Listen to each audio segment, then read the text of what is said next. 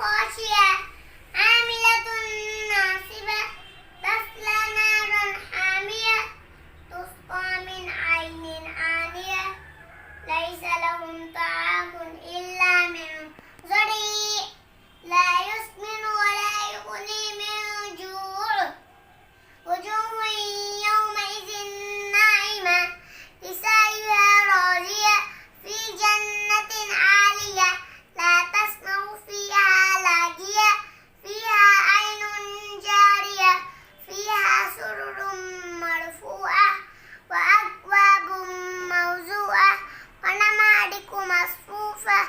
وزرابي مبثوثة أفلا ينظرون إلى الإبل كيف خلقت وإلى السماء كيف رفعت